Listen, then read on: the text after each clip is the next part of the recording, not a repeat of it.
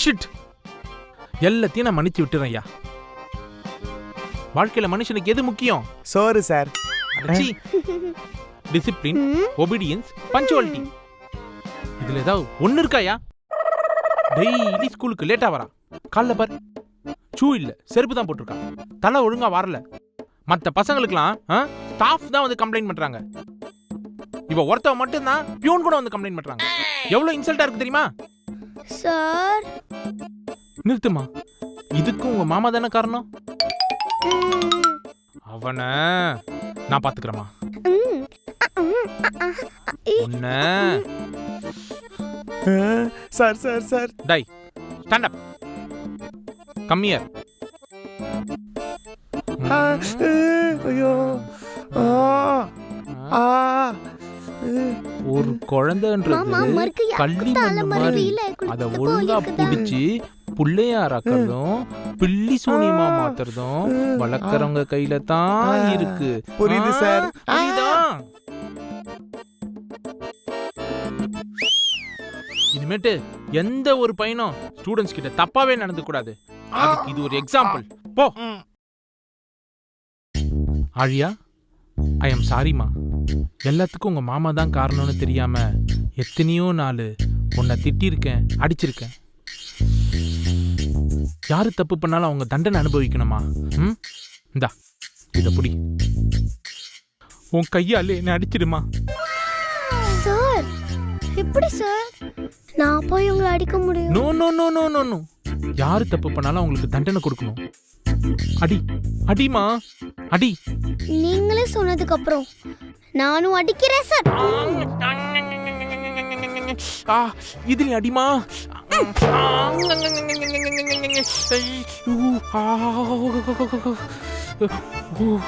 ஒரு சின்ன அட்வைஸ்மா, உங்க நரிவால் மாமா இருக்கான்ல, அவனை மட்டும் வீட்டுல சேர்க்க வேணான்னு உங்க அப்பா அம்மா கிட்ட சொல்லிடுமா.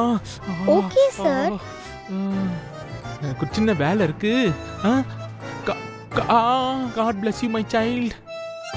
நான் ஹாஸ்பிட்டல் வரைக்கும் போயிட்டு முடிச்சிட்டு வந்துடுறேம்மா.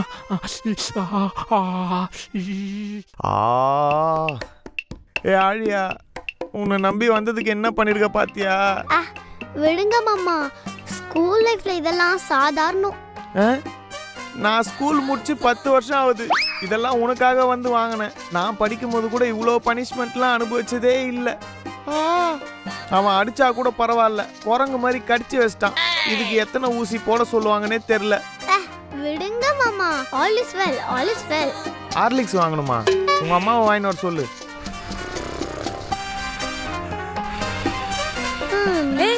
ராஜ், நீ எப்போ வந்த? எனக்கு ஒரு ஃபோன் பண்ணிருக்கலாம்ல. எனக்கு வர டைம் ஆகுது. நான் ஒரு கேர்ள்ஸ் அவுட்டிங் கிளம்பிட்டு இருக்கேன். கேர்ள்ஸ் அவுட்டிங்க்கு நீ எதுக்கு போற?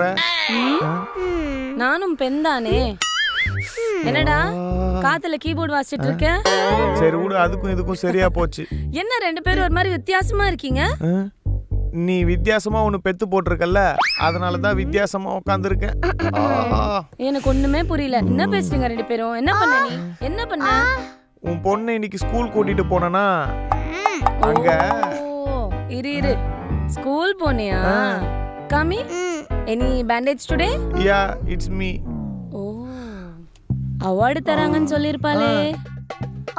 ஸ்கூல்ல பிரின்சிபலை பார்த்தே ஆகணும்னு சொல்லிருப்பாளே. ஆமா, இது எல்லாத்துக்கும் நீங்க தான் காரணம்னு சொல்லிருப்பாளே. எப்படி உனக்கு தெரியும்? இவ எல்லா மாசமும் இதான் பண்றா. எல்லா வருஷமும் பண்றாளா? இன்னைக்கு நீ எப்படிடா மாட்டின? தெரியாம மாட்டீங்கன்னு. சரி, பசிக்குது, எதனா சாப்பிடுறதுக்கு இருக்கா? ஐயோ, நான் வேற அவுட்டிங் போறேன்னு எதாவது சமைக்கவே இல்லையே. ஏதா ஆர்டர் பண்ணுக்கா. அதான் நானும் சொல்ல வந்தேன். ஆர்டர் பண்ணட்டுமா? ஏய், இந்த பக்கத்து ஹோட்டல்ல உப்புமா நல்லா இருக்கும்டா. நான் ஆர்டர் பண்றேன், வெயிட் பண்ணு. மாமா, அவங்க அப்படிதான் பேசிட்டே இருப்பாங்க, நீங்க கண்டுக்காதீங்க.